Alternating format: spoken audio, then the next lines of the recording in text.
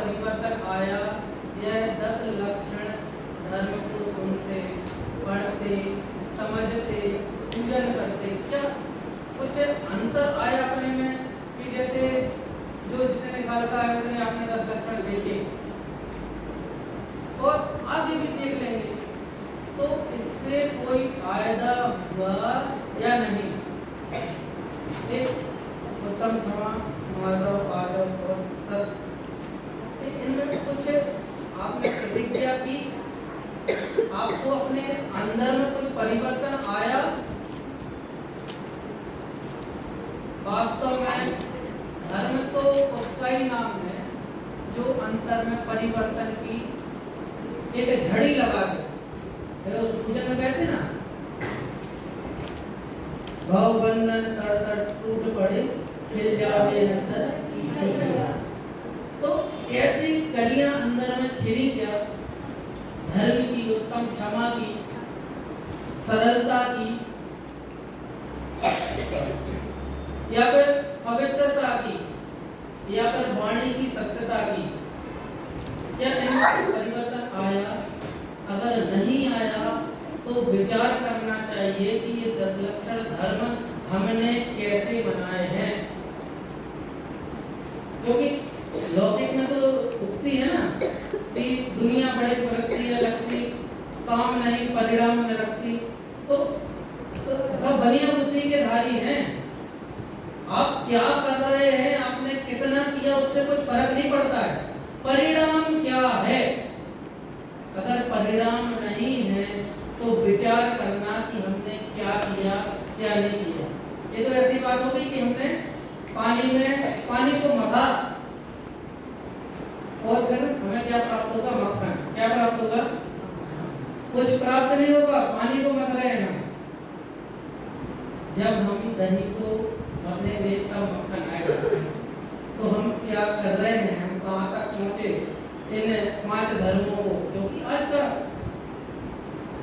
ये संयम धर्म आपके एक नाटिका के बाद समाप्त हो जाएगा, तो फिर अगला धर्म कौन सा आ जाएगा?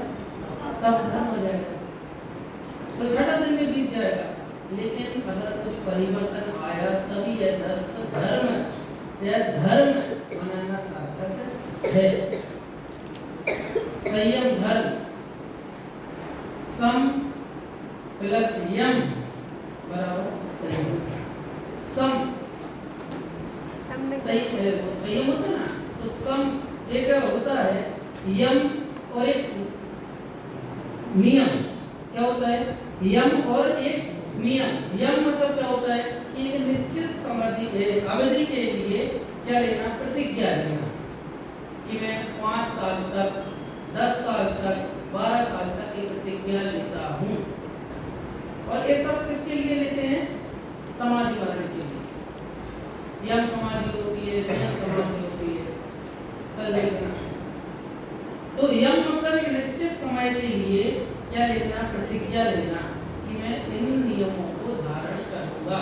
और इसके बाद आता है नियम, अर्थात जीवन पर्यंत के लिए समय, जीवन पर्यंत के लिए क्या लेना? प्रतिज्ञा लेना, उसको कहते हैं नियम। और उसके बाद क्या आता है? यम, नियम, फिर संयम। संयम क्या है कि संयमनम संयमः, अपने को क्या करना? सीमित करना। किस चीज से सीमित करना? किस चीज से सीमित करना? जो चीज हम करते आ रहे थे और उनको कर रहे हैं लेकिन उनका कुछ परिणाम नहीं निकल रहा है, इसीलिए ये जो हमने क्या किया है, ये अभी तक प्रयास किया है, वो प्रयास हमारा सार्थक नहीं है। जैसे अल्वा एडिसन का अपन को एग्जाम्पल याद आता है कि उसने 9,999 बार उसने बल्ब की खोज की, लेकिन उससे ये हासिल किया कि इससे बल्ब नहीं बनाया जा सकता है। 1000वीं बार उसने डिसाइड किया कि इससे बल्ब बनाया जा सकता है। मतलब 999 का तो क्या हुआ, असफल नहीं हुआ। उसने सीखा कि इससे बनाया नहीं जा सकता है। वैसे ही हम कि इससे हमने अपने आप को क्या किया, नियम में मांगा, इससे अपने को नियम में मांगा, लेकिन परिणाम प्राप्त नहीं हुआ ना। तो जब तक परिणाम प्राप्त नहीं हुआ तब तक वो संयम कहने में आएगा नहीं। तो अपने को क्या करना, संयमित करना। किस किस से संयमित करना, तो यहाँ कहते हैं कि व्रत समति कसाय दंडेन्द्रियाणाम धारणानुपालन निग्रह त्याग जया संयम। ये कहाँ से लिया है, धवला पुस्तक से लिया है। उसका खंड 1 है, भाग 1 है, सूत्र 4 वहां से लिया है। क्या अर्थ क्या है कि संयमन को क्या कहते हैं, संयम कहते हैं। और संयमन अर्थात उपयोग को पर पदार्थ से हटाकर, जो हमारा उपयोग बाहर पर पदार्थों में भटक रहा था, बाहर की ओर देख रहा था, बाहर ही गया था, उसको क्या करना कि उसको बाहर से हटाकर और अंदर लाना। तो कौन सा लेंस होता है, हमारे यहाँ तो लेंस कहते थे, जैसे उससे आग लगती थी ना, तो उसे क्या करते थे, ऐसा उससे आग जल जाती थी। तो ऐसी आग जलती थी, तो इस कांच से क्यों आग नहीं जलती, तो उस कांच की ये विशेषता है कि वो सूर्य की किरणों को क्या करता है, एक साथ करके और एक जगह पर क्या करता है, बैठता है, तभी वो आग वहाँ जलती है। तो अपना उपयोग जो भटक रहा है 5 इंद्रियों के विषय भोगों में, उसको वहां से क्या कर हटाकर और कहाँ लाना है कि अपने स्वरूप में लाना है। संयमन अर्थात उपयोग को पर पदार्थों से समेटकर आत्मसन्मुख करना, अपने में सीमित करना, क्रोध आदि कसायों का निग्रह करना, मन वचन काय ये 3 दंडों का त्याग करना, यही क्या है, संयम है। और इसको ही जीतना है। ये धवला पुस्तक के आधार पर है। तो उपयोग हटाकर पर से और आत्मसन्मुख करना ही क्या है, संयम है। और इस संयम को हमें धारण करना है। तो कैसे धारण करना है, तो डायरेक्ट संयम धारण किया जाए क्या, तो गुरु जी कह रहे थे ना, क्या कह रहे थे कि ध्रुव का फल क्या है कि आनंद है। ध्रुव का फल क्या है, सम्यक दर्शन है। ध्रुव का फल क्या है, जब आनंद होगा, सम्यक दर्शन होगा। तो सम्यक दर्शन, अभी मैं संजीव जी बोला को सुन रहा था, तो वो कह रहे थे कि अगर चतुर्थ गुणस्थान है तो चतुर्थ गुणस्थान के अनुरूप आचरण आए बिना रहेगा नहीं। अगर वो नहीं रहा आचरण तो चतुर्थ गुणस्थान भी नहीं जाएगा। ऐसी पंचम गुणस्थान, ऐसी 7वां 6वां गुणस्थान। तो क्या करना कि उस ध्रुव पर दृष्टि करना, आत्मसन्मुख होना, आनंद आएगा, सम्यक दर्शन होगा, तो उसकी क्या होगी, वृद्धि होगी कि नहीं, कि सम्यक दर्शन हो गया कि बस अब हो गया। अब उसके आगे बढ़ेंगे और संयम के पथ पर जाएंगे और संयम प्राप्त करेंगे कि उस चोर को जब सम्यक दर्शन हो गया, कौन सा चोर था, कथा सुनी, अभी कथा सुनी, नागदत्त को मुनिराज ने, सूर्यदत्त को मुनिराज बन गए, तब वो नाम मिला। वो जो लूटता था उसने भी आत्मसन्मुख होकर या संयम धारण करके मोक्ष प्राप्त किया। तो मोक्ष प्राप्ति कठिन नहीं है, लेकिन कब तक कठिन है, जब तक हम उसको समझते नहीं है तब तक वो कठिन लगती है। और जब समझ लिया तो वो कठिनता क्या हो जाती है, खत्म। अभी 6th क्लास के बच्चे को 10th क्लास की किताब पकड़ा, सिद्धार्थ तो गई पढ़ नहीं पढ़ता, हमें नहीं पता, ऐसा कहते और वो पल्ला झाड़ देगा। क्यों, क्योंकि अभी उसका उससे सामने ही नहीं हुआ। और जब सामना होता है तो कभी कोई भी 10th क्लास वाले विद्यार्थी भाई इसका आंसर देना तो तुरंत छुट्टी हो। क्यों कि उसका उससे सोदर परिचिदान होगा, सुना है, अनुभव किया है, उसको जिया भी है, तभी वो तुरंत उसका क्या कर देता है, आंसर दे देता है। जिस प्रकार वृक्ष की उत्पत्ति, स्थिति, वृद्धि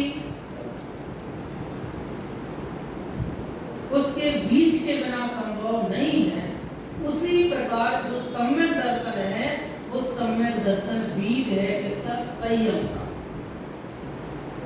सम्यक दर्शन क्या है, बीज किसका, संयम का। अगर देखो जैसे वृक्ष है, वृक्ष की उत्पत्ति, स्थिति और वृद्धि किससे संभव है, उसके बीज, अगर बीज नहीं होगा तो उसकी स्थिति नहीं होगी, वृद्धि नहीं होगी, ज्यादा समय तक चलेगा नहीं। वैसे ही अगर संयम धारण करना है तो संयम धारण करने का बीज क्या है, तो कहते सम्यक दर्शन। इसीलिए उत्तम संयम धर्म कि सम्यक दर्शन पूर्वक वो संयम प्रकट होता है, और सम्यक के बिना वो संयम संयम नाम पाता नहीं। अपन कई भक्ति भी पढ़ते हैं, जैसे पूजन होता है, पूजन में क्या है, प्रारंभ में काय छयो प्रतिपात पंचेंद्रिय मन बस करो संयम रतन सम्मान विषय छोड़ बहु काय छयो प्रतिपात। पंचेंद्रिय मन बस करो, छह काय के जीवों की हिंसा को त्यागो, और फिर क्या करो, पंच इंद्रियों के विषयों को क्या करो,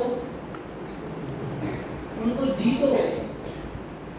तो संयम रतन समान विषय छोड़ बहु निरत है, इस संयम रत्न के समान है। जैसे किसी के पास रत्न होता है तो दादा कहते हैं कि रत्न वो कैसे लगता है, तो एक बहुत बड़ा, अगर किसी जिसका घर बड़ा होगा उसी के पास रत्न होगा, किसी छोटे वगैरह व्यक्ति के पास थोड़ी ना रत्न होगा। तो बहुत बड़ा घर, उसके बीच के कमरे में उसमें एक लॉकर है, उस लॉकर में कई प्रकार के ताले लगे, उसमें वो रत्न रखता है। क्योंकि क्या रत्न कैसा है, बहुमूल्य है। ऐसी संयम रूपी रत्न बहुमूल्य है, इसीलिए संयम धारण करना जरूर। जैसे कि ब्रह्मचर्य व्रत धारण कर लिया, ठीक है, कोई प्रतिज्ञा धारण कर ली तो बताना पड़ता है, बताया जाता है क्या, दादा कहते हैं कि बताया नहीं जाता, ये रत्न है, इसको स्वरूप गुप्त से देवा, क्या कहते हैं कि स्वरूप में गुप्त होकर उसको भोगो, बाहर में बताओगे तो लोग क्या करेंगे कि मुनिराज जंगल में क्यों रहते हैं, जंगल में क्यों रहते हैं, और अपने जो शहर और गांव में क्यों नहीं रहते हैं। तो मुनिराज कहते हैं कि अगर गांव में शहर में रहे तो जो मनुष्य है ना, ये क्या करते हैं, सिर खाते हैं, और बाहर जो पशु हैं वो क्या करते हैं कि बाहर पशु को अपना शरीर खाएंगे, लेकिन ये मनुष्य क्या है, अपना सिर खाता है। इसीलिए मुनिराज कहाँ रहते हैं, जंगल में रहते हैं। इसीलिए मुनिराज जंगल में रहते थे, उनको वहाँ अच्छी प्रतिकूल अनुकूलता है, ऐसा नहीं है। यहाँ मनुष्यों से बचने के लिए, क्यों, क्योंकि एक इसकी पांचों क्रियाएं किसमें है,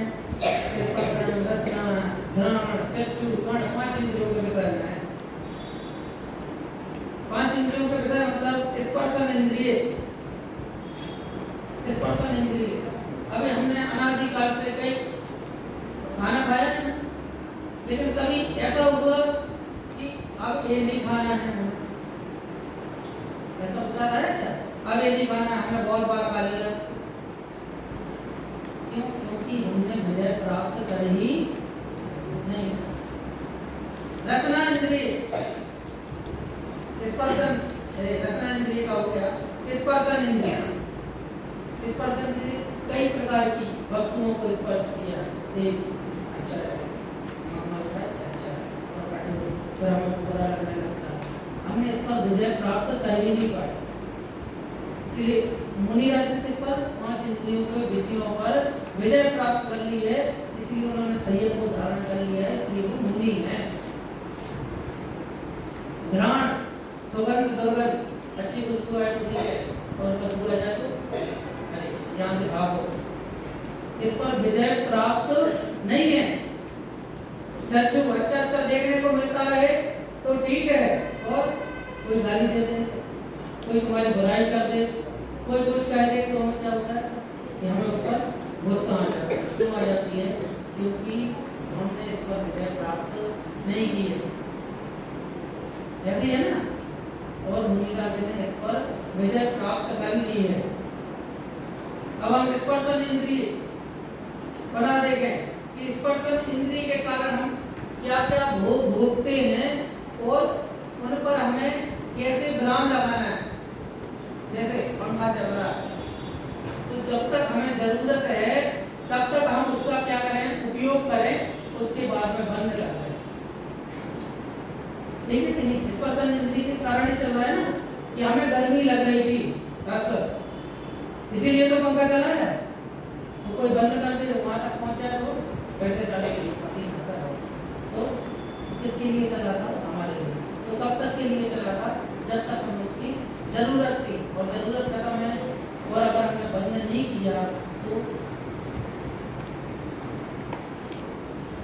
संयम यहाँ धारण करना है।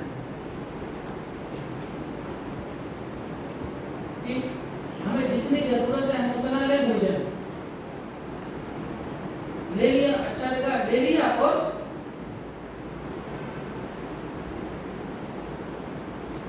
अच्छी चीज है तो हमने खुशबू के लिए उसको ले ली और तुरंत वो फेंक दी।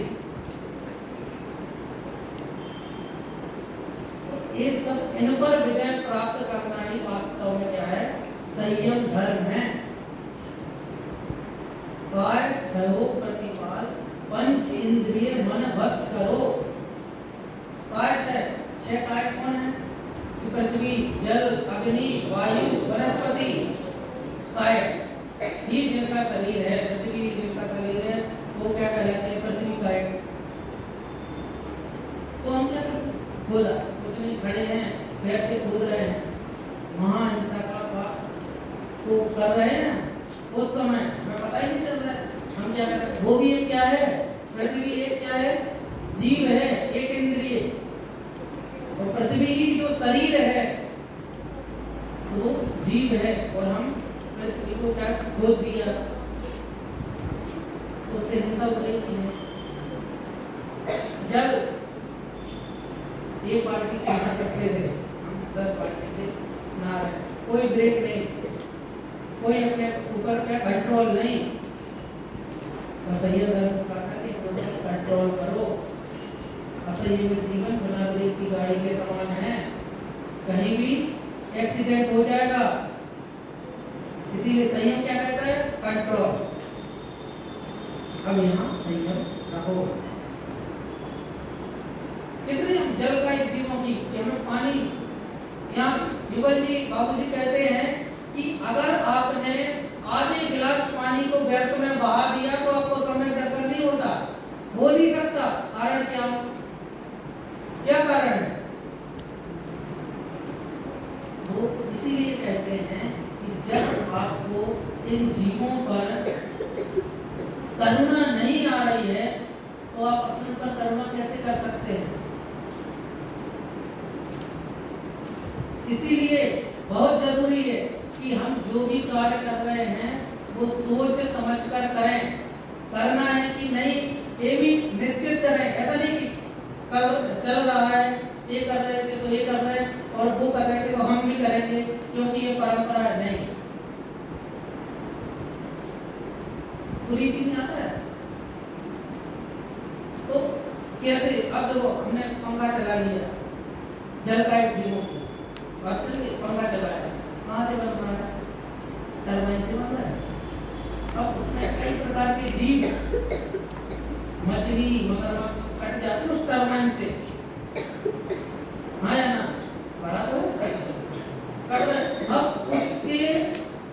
बिहाफ पे अपन को ये क्या मिल रही है, बिजली, इलेक्ट्रिसिटी, और हम इसका मिसयूज कर रहे हैं तो क्या होगा, इसका पाप लगेगा कि नहीं, और जब पाप लगेगा तो हम संयम से दूर होंगे कि नहीं। जैसे ट्रेन है, यहाँ दिल्ली है, यहाँ मुंबई, हमें जाना था मुंबई, हम बैठ गए दिल्ली की ट्रेन में। अब हम उस ट्रेन में बैठ गए तो मुंबई से क्या होते जाएंगे, दूर होते जाएंगे कि नहीं। वैसे ही अगर हम उन चीज़ों को क्या नहीं करेंगे, उस चीज़ पर अपना कंट्रोल नहीं करेंगे, उस पर अपना संयमन नहीं करेंगे, अगर उसको अपने अनुसार सीमित नहीं करेंगे तो वो हमें आपका भागी बनाएगा और हम संयम से क्या होते जाएंगे, दूर होते जाएंगे। अग्नि का है, अग्नि का है, इस सब भोजन किसके लिए बना, भोजनशाला में अपने लिए। अब हम उसको ले लिया, फेंका, फेंक दिया, पाप लगेगा कि नहीं, पाप नहीं लगेगा, हम संयम से दूर हो जाएंगे। पाप तो दूर की बात है, पाप तो हमने कर लिया कि वो नाली में जाएगा, उसमें कीड़े लगेंगे, कीड़े, फिर वो वहाँ भोजन सुना है तो गटर में, ऐसा तो आपने देखा कभी कि भोजनशाला यहाँ है, बर्तन 1 किलोमीटर दूर जोड़ रहे हो, वहीं आसपास ही होता है ना, आपके स्कूल में भी और यहाँ भी। तो उसमें कुछ ऐसी चीज बनेगी, दाल बनेगी, केला है तो केला को उबाला जाता है, उसके बाद उसकी सब्जी बनाई जाती है, तो गर्म हो उसको उस पानी में फेंका गया, आपने जो भोजन फेंका था उसमें क्या हो रहे थे, कीड़े, कई कीड़े। अब वो क्या हो रहे हैं, वो पानी गया, इसके पानी गया, वो तो उन्होंने फेंका, सब्जी के बाद फेंका, लेकिन जो आपने खाना फेंका था उसमें होते कीड़े, अब वो क्या हो गए, मर गए। आप किसको लगा, किसको लगा। और यहाँ अगर हमने संयम नहीं बरता तो हम संयम कहाँ धारण करेंगे, समझ में आ रहा है क्या। पृथ्वी गायब हो गया, जल गायब हो गया, अग्नि गायब हो गया, वायु गायब, हम इसके लेके इसके क्षेत्र है ना, इसके बाद घुमा रहे हैं, कोई काम नहीं है, रस्सी है यहाँ से घुमा रहा है, चाबी है यहाँ से घुमा रहा है। तो पढ़ाइए कि ये इसमें वायुमंडल में जीव घसाघस निगोरिया भरे हैं, निगोरिया तो सिद्ध सलाह में भी है, लेकिन घसाघस भरे हैं। और हम ज्यादा दौड़ रहे हैं, भाग रहे हैं, खेल रहे हैं, कूद रहे हैं, ऐसा का दोष या फिर परमात्मा का दोष को लगता ही है, लग ही रहा है। जैसे यहाँ पर एक मुनिराज आहार ग्रहण करते हैं तो वो उद्दिष्ट आहार के त्यागी होते हैं। कारण क्या, कि जो खाना बनेगा किस पर बनेगा, हवा में, किस पर बनेगा, अग्नि से बनेगा। जब अग्नि से बनेगा तो अग्नि यूज होगी, उसमें भाप निकलेगी, यहाँ जलेगी, उससे जीवों की उद्दिष्ट आहार के त्यागी होते हैं। बनाते हैं, मुनिराज को पढ़ाते हैं, नवदा भक्ति से उनको आहार देते हैं, तब वो आहार ग्रहण करते हैं। और उनके लिए अगर आहार बना तो एक दोष, इसीलिए कौन सा, उद्दिष्ट आहार के त्यागी होते हैं। तो हवा में हम क्या कर रहे हैं, कुछ भी कर रहे हैं, हमें ध्यान नहीं है, इससे क्या हो रही है कि जीवों की नित्य प्रति समय क्या हो रही है, 6 क्लास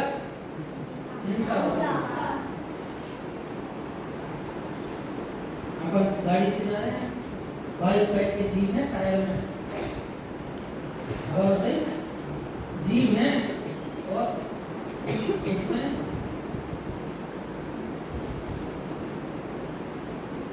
फिर अंत में क्या है, पृथ्वी का है, जल का है, अग्नि का है, वायु का है और वनस्पति का है।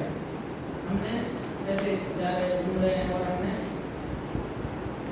कई बच्चों को देखा, समझ लीजिए पेड़ ऐसा तोड़ के नीचे डाल उसकी एक ब्रांच, एक ऐसे तोड़ के नीचे डाल दिया, क्या होगा? फूल तोड़ दिया, डाल दिया। हम जब सिद्धार्थन में थे तो वहाँ बताते थे कि अगर आप एक फूल को तोड़ रहे हैं तो एक मीरा के इंसान डाल रहे हैं।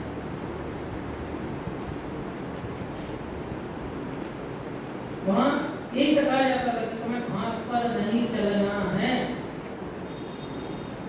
घास पर चलोगे तो कितना, कई बार बताया है कि एक गर्भवती स्त्री के पेट पर लात रखना उतना ही है जिस तरह हम घास पर पैर रखते हैं, उतनी इंसान, क्योंकि उसमें एक इंद्रिय तो जीव है ही घास, और पंखी आपने देखना तो आपको उड़ती हुई दिखेगी। पंखी छोटे बच्चा वगैरह वही क्या करते हैं, पैर रख देते, वो तोड़ दिया, पता है बड़ा है तो हमने इसको बीच से काट दिया। ये क्या है सब काय। अब पांच तो होगा क्या, प्रस्तावक और फिर रस, दो इंद्रिय, तीन इंद्रिय, चार इंद्रिय, ये तो अपन अनजाने में करते थे, दो इंद्रिय, तीन इंद्रिय, चार इंद्रिय, पंच इंद्रिय। इस पर करुणा अगर नहीं आ रही है तो दया धर्म का मूल है, कहाँ गया, पढ़ा कि नहीं? दया धर्म का मूल है, धर्म का मूल तो दया था, और इसमें हमने दया नहीं की तो फिर एक धर्म कहाँ रहा? लोक व्यवहार का, लोक व्यवहार तक तो हमें आना चाहिए ना। तो इन चीजों से बचकर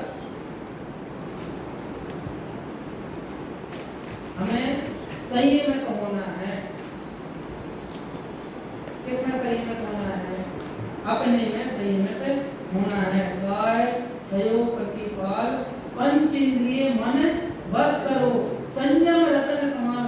संयम क्या है? रतन है, और इस संयम रतन को विषय चोर बहुत करते हैं। ये विषयों की जो पांच इंद्रियों के विषय वो ये क्या है, चारों तरफ घूम रहे हैं, जिसके कारण हम संयम धर्म धारण नहीं कर पा रहे हैं। इसीलिए सबसे पहले क्या कहा है कि पंच इंद्रिय मन बस करो, इन पर अपना बस करो, क्योंकि संयम रतन समान विषय चोर बहुत फिरते हैं। ये विषय चोर चारों तरफ घूम रहे हैं, इनसे बचने के लिए क्या करना है? संयम रतन को संभालना ही पड़ेगा, और नहीं संभालेंगे तो क्या हो जाएगा कि हम संयम धारण नहीं कर पाएंगे। तो अनादि से जैसे हैं अनंत काल तक कंटिन्यू। अब लास्ट दो पंक्ति, उसके बाद फिर इस मनुष्य भाव की दुर्लभता जो कि बताएंगे। जिस बिना नहीं जिन राज सीजे तूर लो जब कीच में, जिसके बिना जिनेंद्र तीर्थंकर देव उनका उद्धार नहीं हुआ, किसके बिना? संयम के बिना। जिस बिना नहीं जिन राज सीजे तूर लो जब कीच में, और तू इस संसार रूपी कीचड़ में फंसा हुआ है। जिस बिना नहीं क्या, जिन राज सीजे तूर लो जग कीच में। अब आगे एक घड़ी मत बिसरो, एक घड़ी भी बिसराने योग्य नहीं है, भूलने योग्य नहीं है, छोड़ने लायक नहीं है, उसका टाइम पास करने लायक नहीं है। एक घड़ी मत बिसरो करो जब आयु जम मुख बीच में। आयु इसके बीच में इस प्रकार यमराज है, और यमराज अपनी आयु लेने आया है। आयु जम मुख बीच में, इसीलिए क्या नहीं करना, एक समय भी व्यर्थ करने योग्य नहीं है, और हम अपना समय यूं ही व्यर्थ जाने दे रहे हैं। संयम के बिना दुख सहता ही रहा, भजन है ना, संयम के बिना दुख सहता ही किसके बिना? संयम के बिना।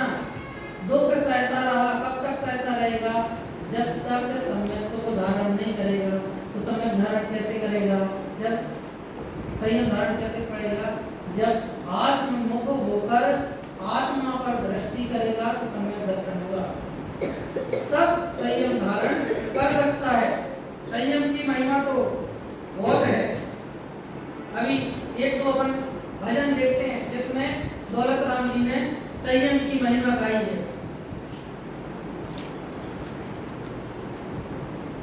आपने तो कई बार एक गाय भी है यहाँ पर भजन, आत्म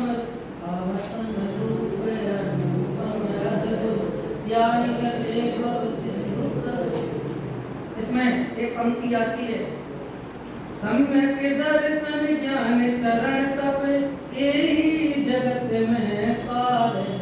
क्या सम्यक दर्शन ज्ञान चरित्र संयम यही जगत में सार निरो। और पूरब शिव गए जानी अब फिर जे यह नियत करे। मतलब जो पूरब में गए हैं, जो जा रहे हैं और जो जाएंगे, वो इस सम्यक दर्शन ज्ञान चारित्र के बल पर ही मोक्ष को जाएंगे, अन्य कोई उपाय नहीं है। एक और भजन दौलत राम जी का,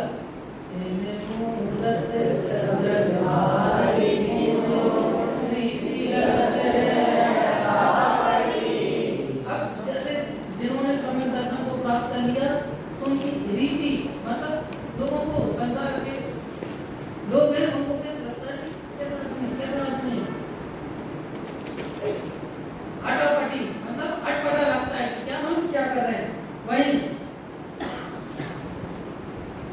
एक पंक्ति है, संयम धर न सके पे संयम धारण की ओर जटा चटी।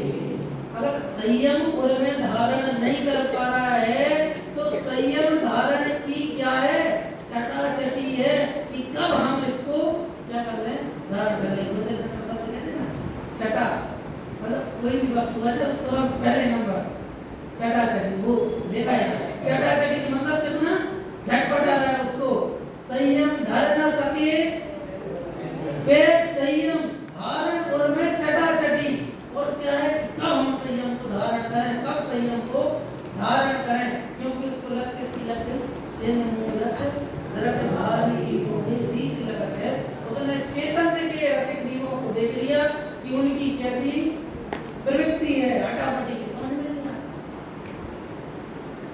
भरत जी है ना, भरत जी घर में ही बैठा है, तो घर नहीं रह रहे फिर भी वैरागी है। ऐसी चटापटी है अंतर में कि कब हम उसको सम्यक दर्शन को क्या कर रहे हैं? धारण कर लें, उस संयम को धारण कर लें। एक और प्रसंग आपने सुना होगा, सुना है कि नहीं? क्या सुना? बता हम भी बोलो। चलो समय हो रहा है, फिर भी अपन लास्ट चीज देव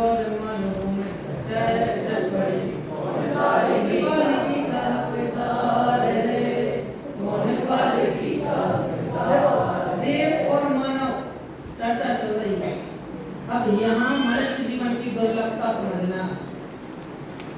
10th क्लास बहुत समय है, बहुत समय है, अभी परीक्षा के लिए बहुत समय है।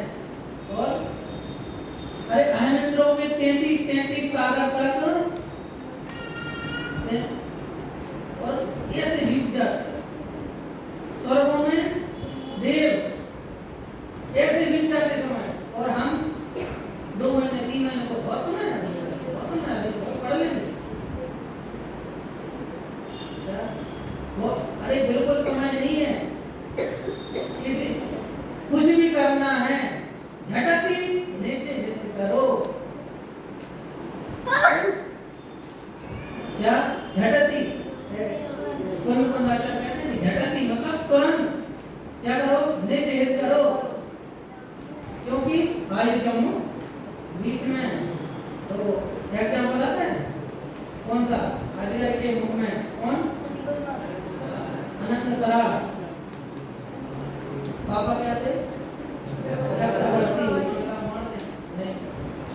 आयु ऐसी हमारी किसमें है कि खत्म होने वाली, और हम कह रहे हैं हमारे पास बहुत समय बचा है। वैसे संयम की सर्वोपता को, अब देखो देवों के पास क्या क्या है, दिव्य शक्ति के धारक हम, हमारे पास दिव्य शक्ति है।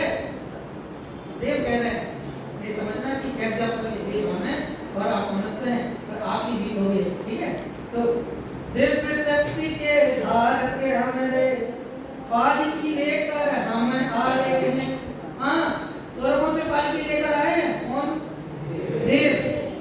सदा निरोगी यौवन तने, कभी रोग नहीं होता किसको? देवों को। हो सकता है? नहीं हो सकता है। सरे देवों को रोग कब हो जाता है? कभी नहीं होता। पहले हाथ लगाएंगे पालकी के हम हकदार, उन्हें कह दिया तो ये दिव्य शक्ति के हकदार हमें स्वर्ग से हम पालकी लेकर आए हैं, और हम निरोगी, हम हमारा तन है, इसीलिए हम इस पर अपना क्या अधिकार जमाते हैं कि हम पालकी पहले उठाएंगे। तो मनुष्य एक समान, अब आपकी बात है कि धन्य धन्य है मानव जीवन, संयम धारण कर सकते नर,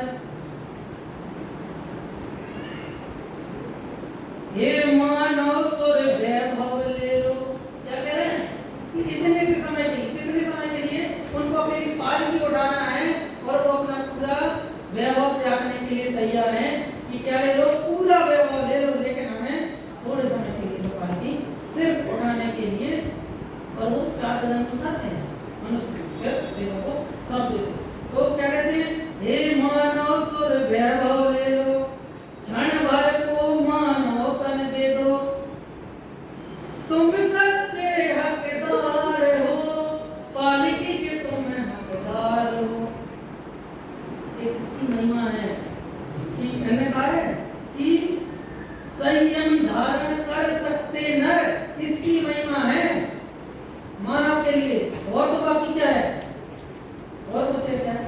इस संयम के कारण ही मानव की महिमा है, अन्य कारण से मानव की महिमा नहीं है।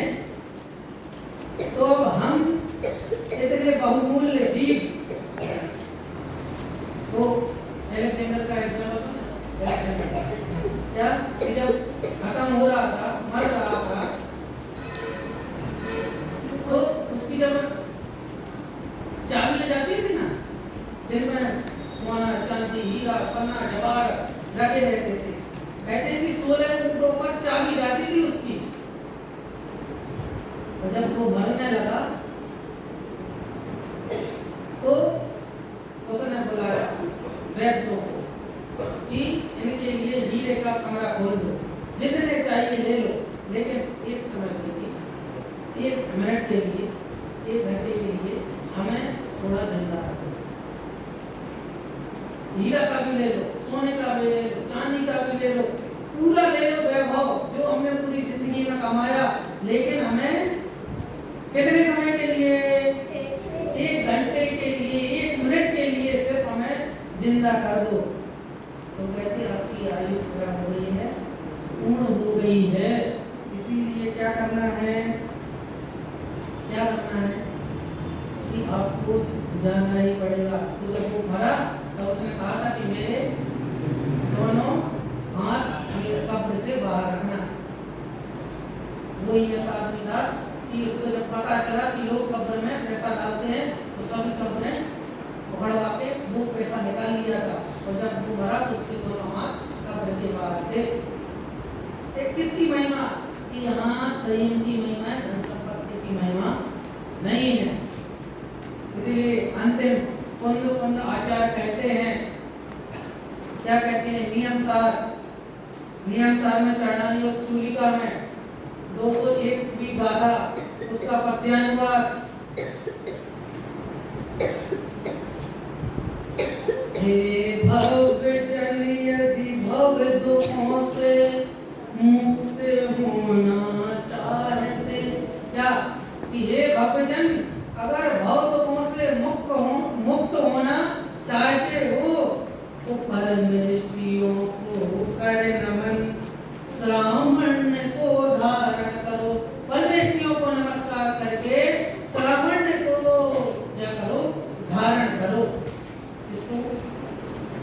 मुनि दीक्षा को धारण करो, संयम को अंगीकार करो।